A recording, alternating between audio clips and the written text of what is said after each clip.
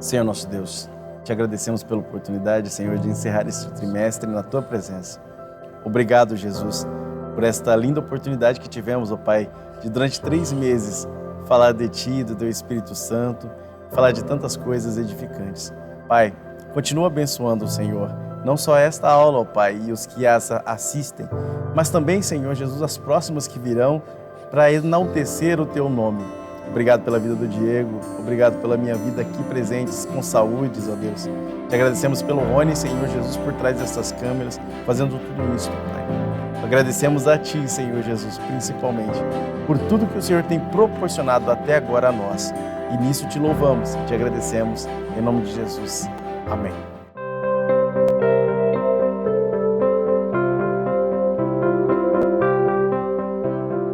A paz do Senhor, meus irmãos. Estamos aqui novamente na Igreja Assembleia de Deus, Ministério do Belém, Presidente Prudente, para mais uma lição da Escola Bíblica Dominical. E nessa feita é a última, meus irmãos, a última deste trimestre. Tem mais um ótimo trimestre por começar e eu já antecipo para você, não perca, se inscreva no canal, ativa o sininho de notificação, continua curtindo os nossos vídeos e compartilhando com seus amigos e familiares. Nessa lição, a última desse trimestre, falando sobre o verdadeiro pentecostalismo, falaremos sobre a esperança, a bendita esperança da volta de Cristo. O título é Voltados os Olhos para a Bendita Esperança. E aí, você está de olho fixo nos céus, na esperança da vinda de Cristo? Ou será que você está olhando para outras coisas, principalmente para o lado de baixo das coisas, para o pessimismo? Olhemos com esperança, meus amados. O texto áureo diz: aguardando a bem-aventurada esperança e o aparecimento da glória do grande Deus e nosso Senhor Jesus Cristo. Tito, capítulo 2, versículo 13. A verdade prática vai explicar. A nossa esperança é algo vívido e real. Não se baseia em utopia e nem em imaginação humana, mas em fatos revelados na palavra de Deus e confirmados pela história. Para introduzir esta lição e trazer para vocês já o começo deste belo debate acerca da bendita esperança, está de volta o nosso amigo Diego. Bom dia, Diego. Bom dia, Júnior. Bom dia, irmãos. Paz do Senhor Jesus. Alegria, mais uma vez, estarmos juntos aqui para esse diálogo, para essa discussão, uma boa discussão, inclusive, acerca da EBD, da Escola Bíblica Dominical. Reforço, inclusive, a fala do Júnior com relação à sua importante participação conosco, deixando o seu comentário, o seu like e compartilhando esse vídeo com mais pessoas. Como o Júnior colocou, nós temos hoje uma lição que foca na bendita esperança.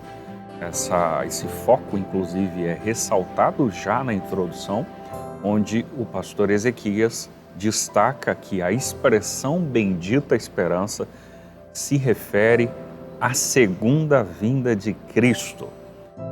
Olha, nós percebemos, portanto, já de início, através da introdução e, consequentemente, do tópico primeiro, que este assunto se afunila para um campo da teologia sistemática, a saber, a escatologia. E nós precisamos destacar esse fato, que é um fato relevante, importante, imprescindível nas nossas prédicas, nos nossos sermões, e inclusive que precisa ser comentado, esboçado, compartilhado na nossa Escola Bíblica Dominical. O tópico primeiro tem o título Breve o Senhor virá. Essa expressão, irmãos, é o que acalenta a nossa alma. Nós, enquanto cristãos, temos esta viva esperança de que breve Jesus voltará.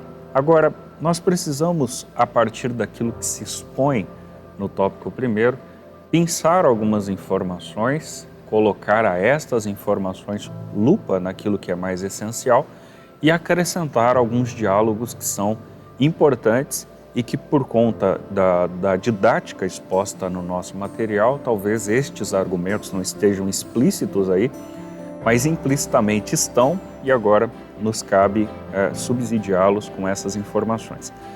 A priori, o autor se prontifica a falar exatamente sobre a vinda de Cristo. E aqui a gente precisa recortar algumas coisas, a começar com essas informações. A segunda vinda de Cristo é uma verdade ensinada na Bíblia inteira. Todos os ramos do cristianismo concordam que Jesus um dia voltará. Essa afirmação, esse tipo de argumento, esse pensamento cristão trafega por todas as linhas teológicas inseridas na perspectiva cristã.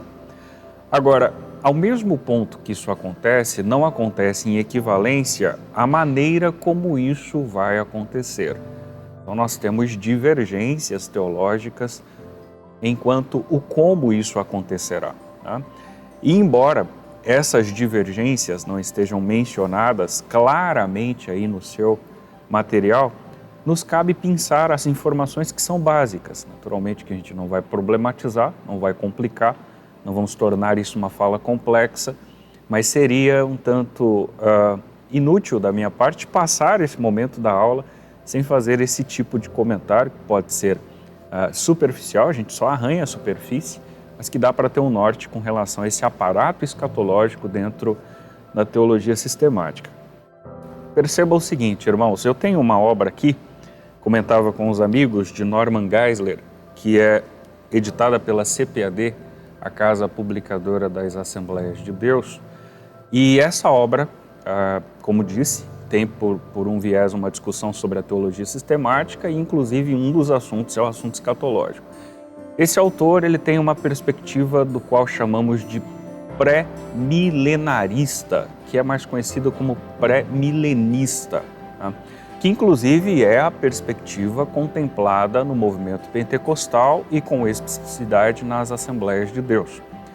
Agora, o que a gente consegue contemplar nessa perspectiva pré-milenista? Nós encontramos aqui a crença de que a vinda do Senhor Jesus, esse advento chamado segunda vinda, acontece em dois momentos. A perspectiva pentecostal acredita, além de uma visão pré-milenista, numa visão pré-tribulacionista, onde Jesus faz o rapto da igreja antes da tribulação acontecer. Mas não existe só essa perspectiva. A perspectiva pré-milenista é uma perspectiva que discute dentro dela essa ideia pré-tribulacionista, mid ou mesotribulacionista, daqueles que acreditam que isso ocorre no período da tribulação, e os pós-tribulacionistas, que acreditam única e exclusivamente na segunda vida. Isso sem falar dos amilenistas, que acreditam que esse milênio não acontecerá em vias literais, mas que é apenas uma cifra e que a igreja já passa por ele, e os pós-milenistas, que acreditam que a igreja está num processo de cristianizar o mundo e que depois de que isso for acontecendo ao longo do tempo, a longo prazo, esse milênio acontece com uma gestão do reino de Cristo com a igreja. Esses fatores são fatores discutidos escatologicamente e, como disse, é claro que isso aqui é só um arranho na superfície, porque muito se discute sobre isso, inclusive uma visão preterista que chama a fala de Jesus escatológica nos evangelhos, inclusive o Apocalipse, como algo que já aconteceu, mas não faz muito sentido também fomentar essas ideias sabendo qual é a perspectiva pentecostal. A perspectiva pentecostal, reforço, é uma perspectiva pré-milenista e, consequentemente, pré-tribulacionista, onde ela acredita que o advento de Cristo acontece em dois momentos. O primeiro, esse rapto, onde se leva a igreja para os céus, e, consequentemente, a segunda vinda de fato, quando Cristo desce com essa igreja para instaurar o reino milenial. Ok? Mas nós temos o ponto 2, que se fala sobre uma promessa de Jesus. Aqui eu quero destacar uma fala já no meio dessa discussão, onde ele diz o seguinte: mas Jesus os corrige por duas razões. Isso em relação ao versículo 6 do capítulo 14 de João. Jesus corrige os discípulos por duas razões principais. O dia e hora dessa bendita esperança, que é o cerne da nossa discussão, é a exclusividade do Pai. O Jesus, humanamente falando, porque enquanto Deus não faz muito sentido negar esse conhecimento, mas humanamente falando, ele diz que isso é um conhecimento exclusivo do Pai, e por conseguinte ele fala da restauração do reino de Deus, não simplesmente para Israel, mas também para todos os povos. Volto a falar sobre uma perspectiva que o movimento pentecostal tem, que o estabelecimento desse reino se dá no advento da segunda vinda, quando se instaura o milênio, Cristo e a igreja estruturam o seu reino sobre a terra. Outras correntes acreditam que esse reino já esteja acontecendo, mas nós não estamos aqui para abordar essa discussão, mas pensar e afunilar aquilo que a perspectiva pentecostal acredita. Agora, o ponto de número 3 é um ponto essencial. Esse ponto, inclusive, eu acredito que ele seja não menos complexo, mas um pouco mais fácil para o diálogo, porque aqui nós temos uma afirmação correta e que trafega e é amparada por todas as correntes teológicas do cristianismo. O dia se aproxima. Quer creia-se nesse rapto, quer creia-se única e exclusivamente na segunda vinda, o dia se aproxima. Isso é uma verdade que vai acontecer. E aqui nós temos a informação inicial que diz o seguinte: a vinda de Jesus está próxima e pelos sinais claros que o Senhor Jesus nos deixou. Quais são estes sinais? Olha, irmão, se você abrir o Mateus, capítulo de número 24, você vai encontrar um sermão escatológico. Né? E para não entrar aqui também em outras discussões teológicas e para não tornar essa fala um pouco mais complexa, se você observar do versículo 1 ao versículo 14, você vai encontrar algumas informações relacionadas aos sinais que precederiam a volta de Cristo. Aliás, além destas que estão mencionadas lá em Mateus, Ezequias Soares faz menção a duas. Ele faz menção à efusão do Espírito, que inicia em Atos 2 e que corrobora conosco no contexto odierno, porque cremos na manifestação do Espírito Santo. E ele faz menção ao Estado de Israel, que desde 1948, voltar a se tornar Estado, voltar a se tornar nação. Mas como disse, esses 14 versículos primeiros, sem falar dos próximos, do capítulo 24 de Mateus, você encontra informações relacionadas a esses sinais. Por exemplo, você encontra falsos profetas, aumento da iniquidade, escândalos, enfim.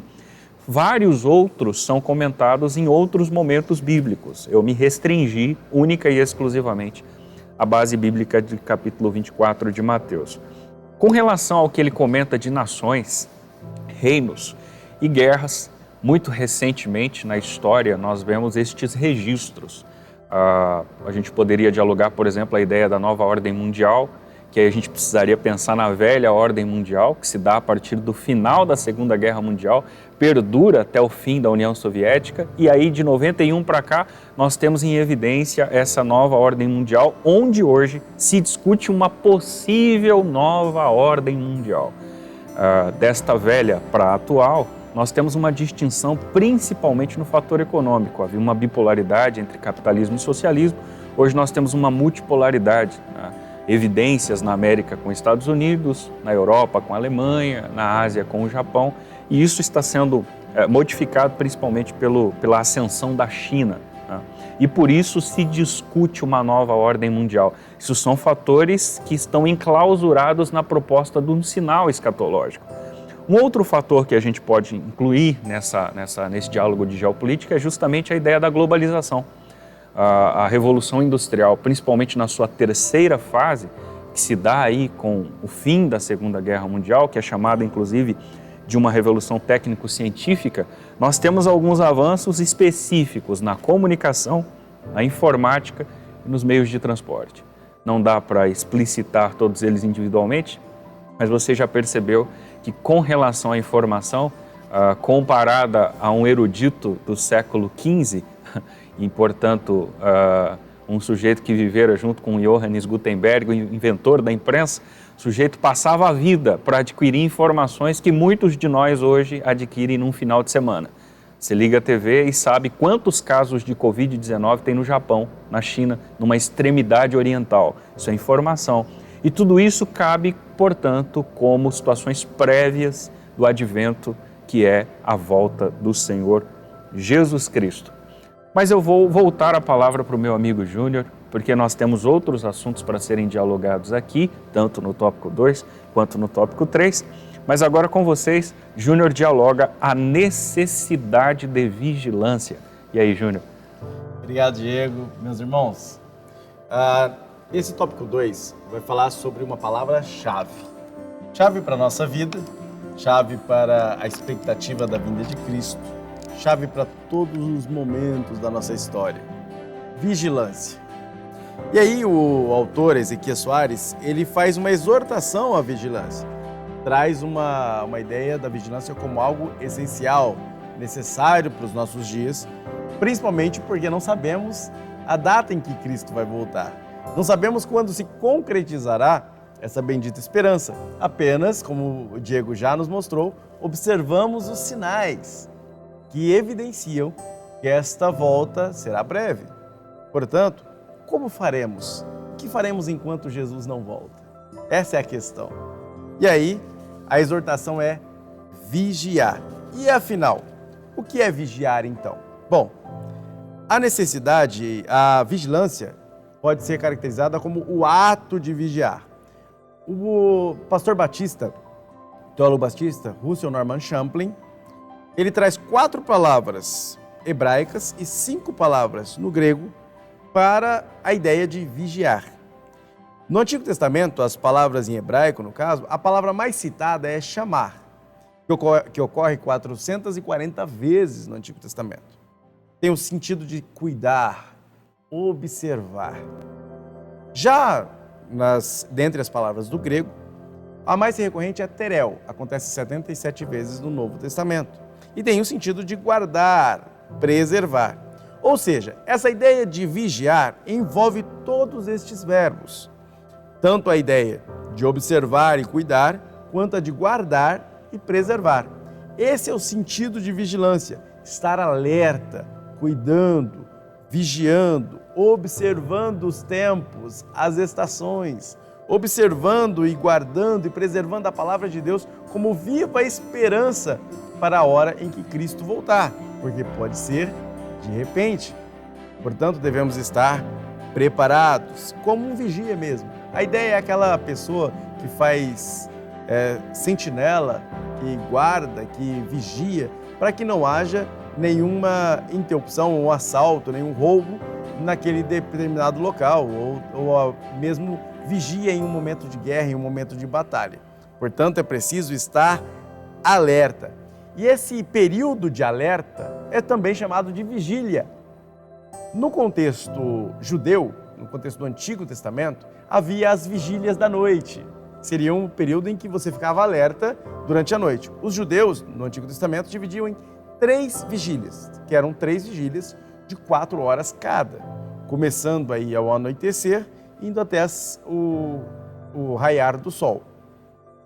Quando Pompeu conquista Jerusalém, quando os romanos implementam aí a sua ditadura em cima do povo judeu, passa-se a adotar o costume romano, que são de 4 vigílias de 3 horas cada, também começando às 18 horas, terminando aí por volta das 6 da manhã. Então, quando você vê, falando no Novo Testamento, principalmente aí nas traduções da Almeida Corrigida Fiel, Almeida Corrigida Atualizada, Almeida Revista Atualizada, você vai ver a vigília, a 3ª vigília da noite, a 4ª vigília da noite.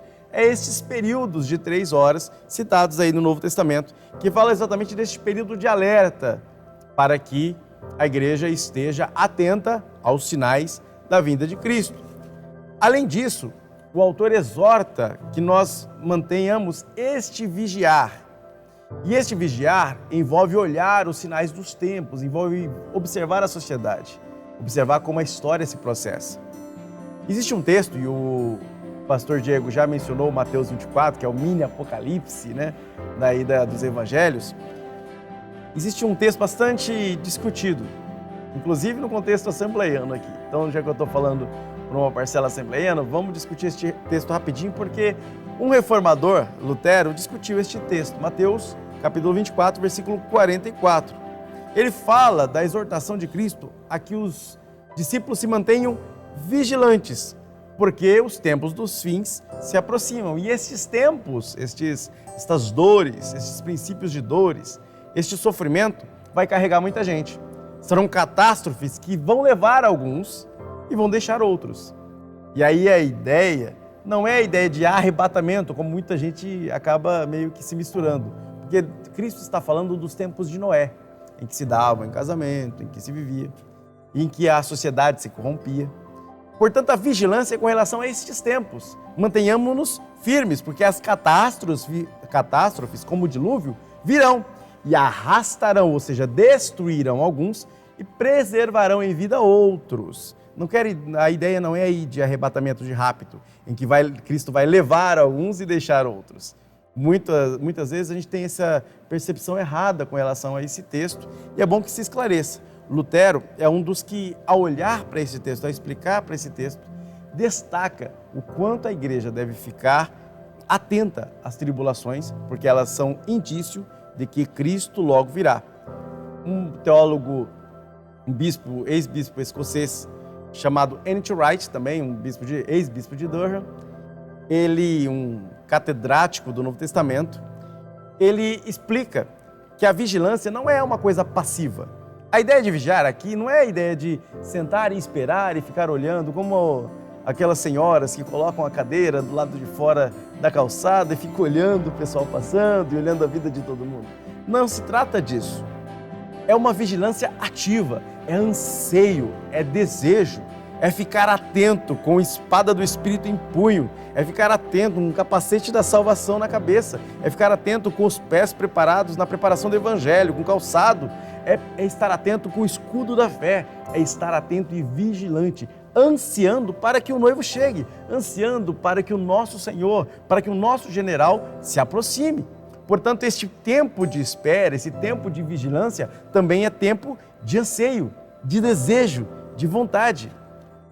Matthew Henry, também um outro teólogo fantástico, ele explica: vigiar não implica apenas em crer que o nosso Senhor Jesus virá, mas também desejar que ele venha. Estar frequentemente pensando em sua vinda como algo tão certo, observe isso, tão certo e próximo em um tempo desconhecido. Ou seja, nós devemos olhar para a vinda de Cristo com ansiedade, mesmo não sabendo quando ele virá. Olhar como aquela noiva que deseja que o noivo lhe venha visitar e o noivo não avisou quando virá. Ela fica olhando a janela, esperando que lá na esquina, de repente, apareça aquele noivo vindo de branco, andando em direção a ela. Todo o tempo em que nós ansiamos a vinda de Cristo é como aquele pai do filho pródigo que vai até a esquina tentando divisar se seu filho está se aproximando. Aquele anseio e desejo de que o nosso Cristo volte. Essa é a vigilância de que tratamos aqui. E enquanto isso, precisamos observar que alarmes falsos virão. É o terceiro ponto desse tópico. Muitos tentaram já adivinhar, inclusive um texto muito legal, Mateus 24, também no capítulo 24, versículo de número 36, fala sobre a ideia de que ninguém sabe quando acontecerá isso. E aí existe uma discussão com relação ao texto grego, porque alguns manuscritos gregos não trazem a ideia de nem o filho. Sabe essa ideia? Nem o filho sabe quando virá. E aí há uma discussão teológica, o Diego gosta de não entrar nesses pontos polêmicos, mas eu faço o contraponto aqui. Eu gosto de entrar em pontos polêmicos. Então, esse ponto, nem o filho, muita discussão dá a ideia de que Cristo não sabe quando ele virá. Que, na verdade, é uma determinação do pai e que o pai determinará: filho, chegou a hora, vá buscar tua noiva. Outros dizem: não, Cristo sabe. Cristo não sabia durante o seu período terreno, durante o seu ministério terreno, que é a posição, por exemplo, que eu adoto. Cristo, enquanto humano, não utilizou de sua onisciência, sabendo já quando viria. Portanto, o texto aqui, que é de Mateus 24, 36, o alerta, fala de sua ciência acerca da sua vinda enquanto terrena, enquanto vivia na terra.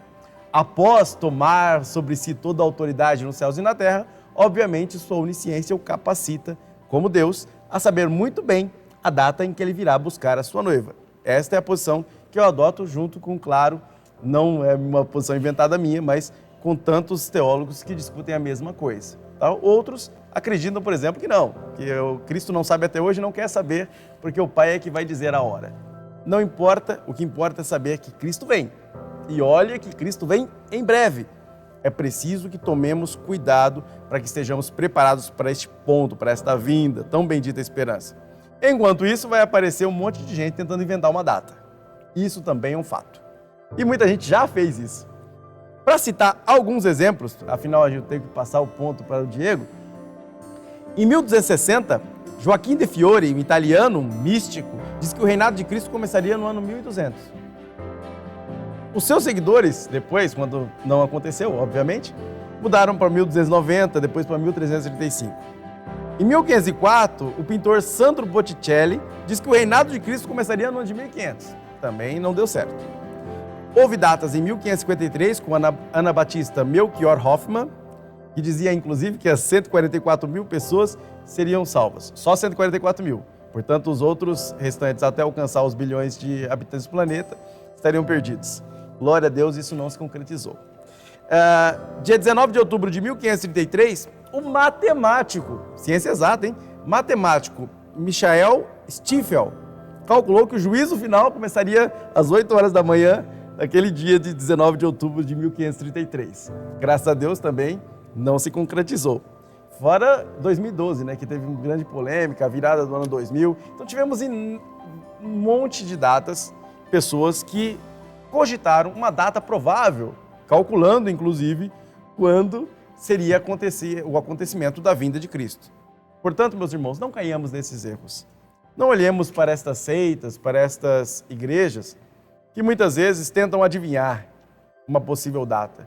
Não nos importa saber, não nos interessa saber.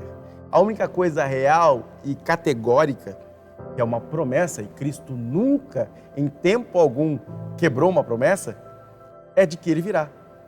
E se a promessa é que Ele virá, vigiemos, estejamos alertas, ansiosos pela vinda do nosso Cristo. Quando em João 14, Ele promete aos seus discípulos, olha, não se turbem, não se atemorizem, eu vou, mas eu vou voltar, para que onde eu estiver, estejais vós também. É uma promessa de relação íntima, uma promessa que vai se cumprir, uma promessa dita de forma categórica, sem sombra de dúvida.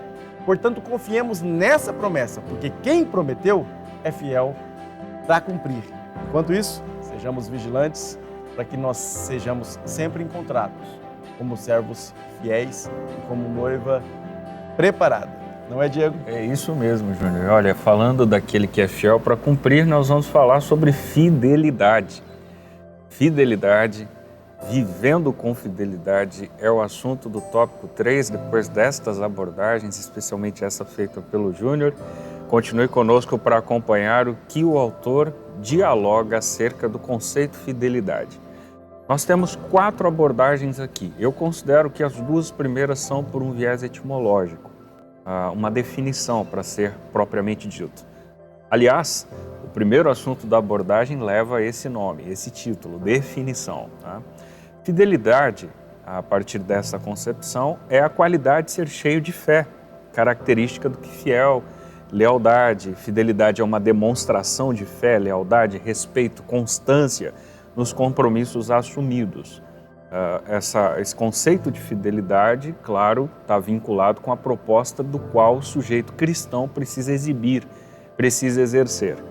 Mas ainda nesse viés etimológico, perceba que o segundo discurso apresentado por Ezequias Soares é uma fidelidade voltada para a característica divina.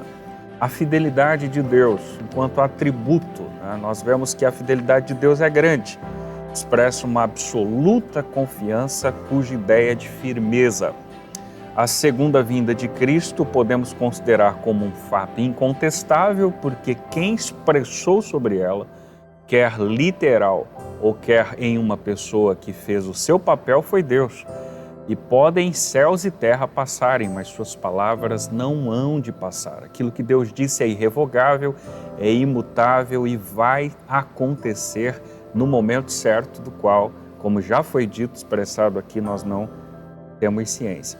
Agora, o ponto de número 3 e o ponto de número 4, eu chamo a sua atenção para a gente pormenorizar algumas informações. A fidelidade como virtude cristã. A gente vai evocar aqui outra vez a ideia do fruto do Espírito, que foi maçantemente acompanhada dos dons, discutida durante esse trimestre. Gálatas capítulo 5, versículo 22. Aliás, o capítulo 5, Paulo vai dialogando sobre o conceito de liberdade cristã, não muito bem entendido pela região da Galácia, pois ele faz um contraponto entre a ideia de obras da carne e aplica, por fim, conceito de fruto do Espírito. E eu vou evocar aqui um autor que o Júnior citou há pouco, Russell Norman Champlin. Ele faz uma definição interessante, especialmente sobre essa característica do fruto, e eu queria compartilhar com você. Ele diz o seguinte, ele compreende que o fruto no singular, primeira informação, encaixa-se como única notável virtude, com a ideia de que seja implantado de uma vez só. Eu achei isso muito legal.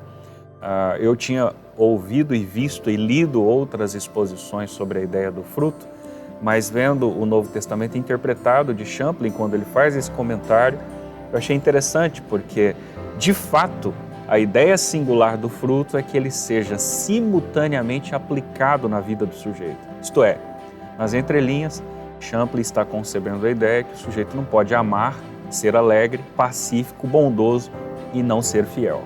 As coisas precisam acontecer simultaneamente, em pé de igualdade, em equivalência. Essa é a proposta a priori concebida por ele. Mas ele conceitua outras informações que também são relevantes. Ele extrai o vernáculo original, istes, do grego, e considera que isso seria que nenhuma fidelidade é possível sem o concurso da fé. Tanto fidelidade quanto fé, portanto, são termos enclausurados. A fé, pois, é uma entrega da alma a Cristo, a fidelidade a Ele por causa dessa entrega e, em seguida, fidelidade e ação honesta para com os pares.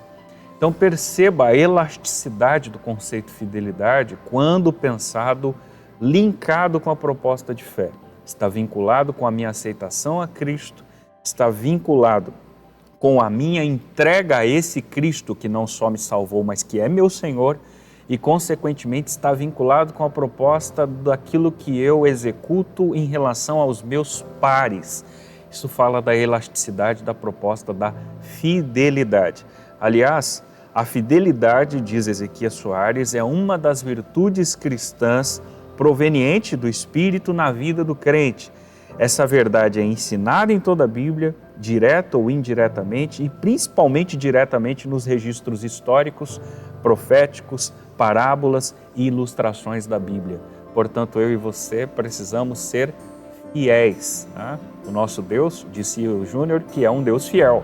Claro que não em equivalência, porque isso é uma utopia, mas nós, em igual modo, nesse atributo que o Senhor detém, também devemos ser fiéis. Agora, o último assunto, para a gente finalizar a aula de hoje, relaciona-se sobre o conceito de tempos e estações. Aqui eu vou trazer à tona o que diz o versículo 7 da abordagem inicial: não vos pertence saber os tempos e as estações.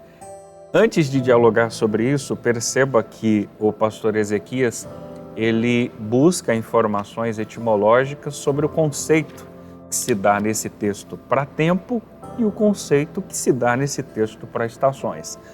A tempos, ele traz o conceito cronos, e significa um longo período. A estações, o kairos, que significa uma ocasião.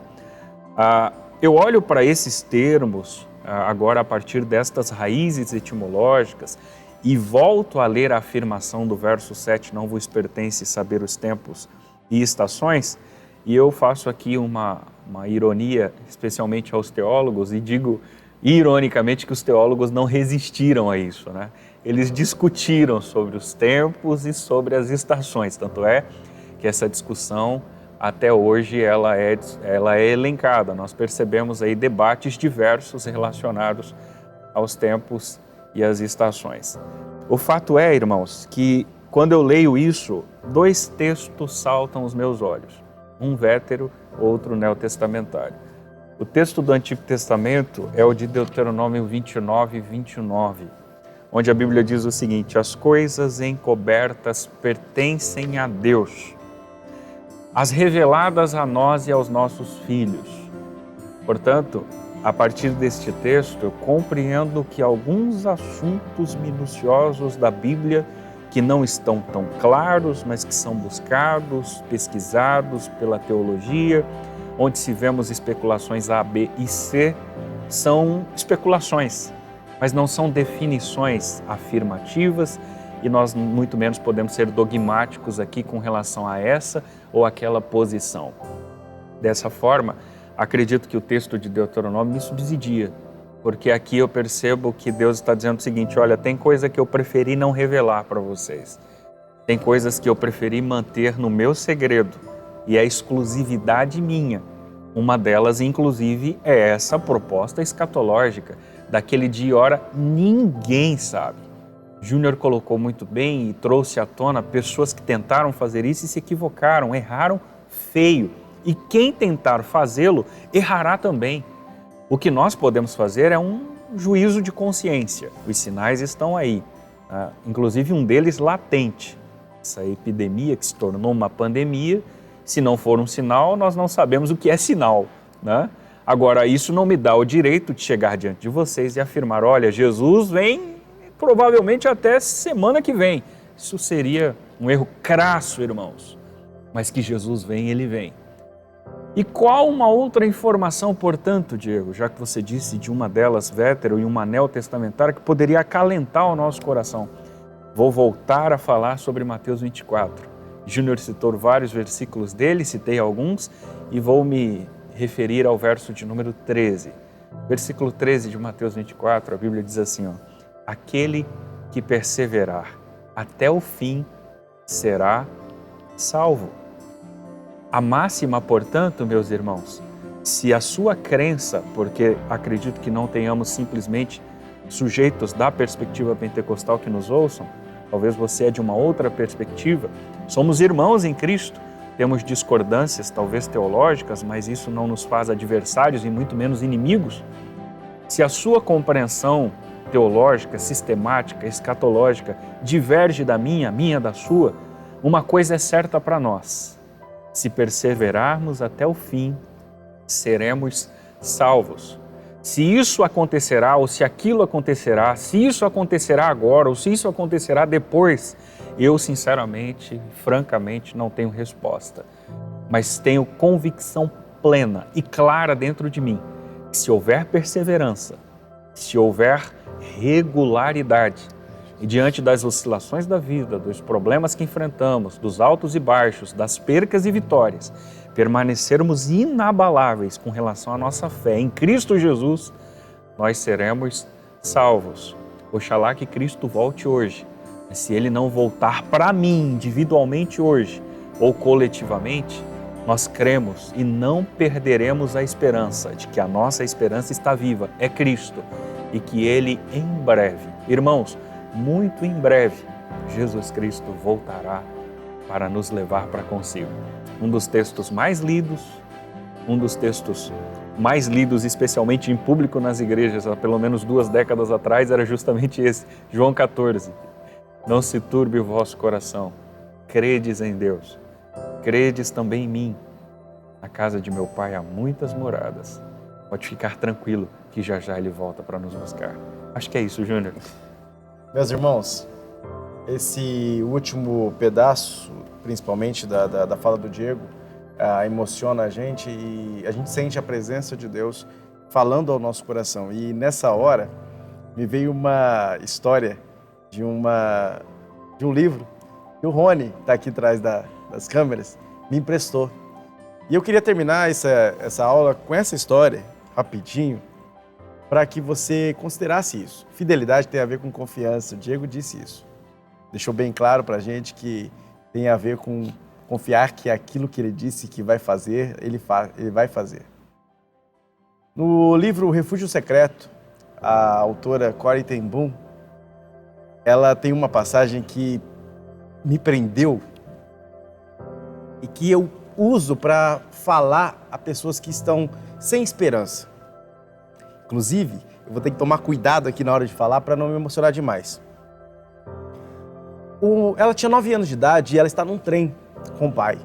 O pai é relojoeiro, eles vão acertar o relógio por um relógio específico, que era muito preciso, um relógio astronômico. E aí a Corrie pergunta para o pai: pai, o que é sexo? O pai, muito sábio, não responde de cara nem fica bravo. Ele olha para a maleta de ferramentas e diz: Corrie, pegue a maleta de ferramentas para mim, por favor. Nós vamos descer na próxima estação. E aí ela segura aquela maleta e não consegue levar, obviamente. Ela é pesada, maletas pesadas.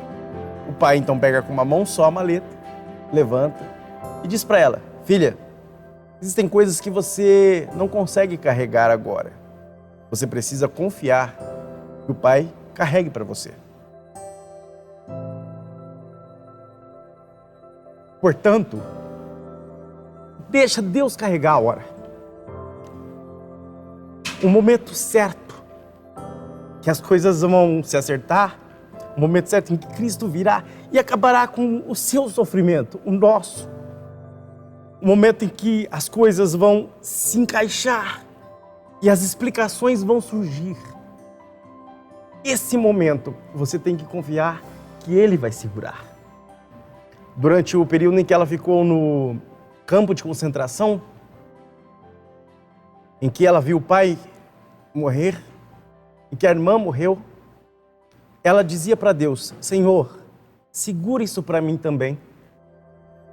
Muitas vezes os sinais que precedem a vinda de Cristo vão nos causar tristeza e dor, porque são sinais de que a criação geme esperando redenção, em que nós gememos esperando redenção. Pois, irmãos, não sabemos o dia nem a hora, mas confiemos que Ele vai carregar isso e que Ele sabe o momento em que tudo vai acabar, em que a lágrima vai ser colhida dos nossos olhos, em que vai ser enxugada, que não mais haverá dor, fome, tristeza, doença, porque Ele veio, todas as coisas são passadas e tudo se fez novo. Amém? Deus abençoe meus irmãos por esta aula. Diego. Glória a Deus, Júnior, satisfação. Nossa, muito bom, irmãos, estar aqui. Como o Júnior colocou, só para reforçar o fato de estarmos aqui gravando essa aula, não isenta a presença do Espírito Santo conosco. Nós sentimos o Espírito Santo aqui, esperamos que você o sinta aí, faça a reflexão, a análise dessa lição. Deus te abençoe. Não se esqueça, caso não tenha feito, de se inscrever no canal, deixar o seu like, registrar o seu comentário e compartilhar essa mensagem com muito mais pessoas. Deus te abençoe. É isso, Júnior? Amém, meus irmãos. Deus abençoe.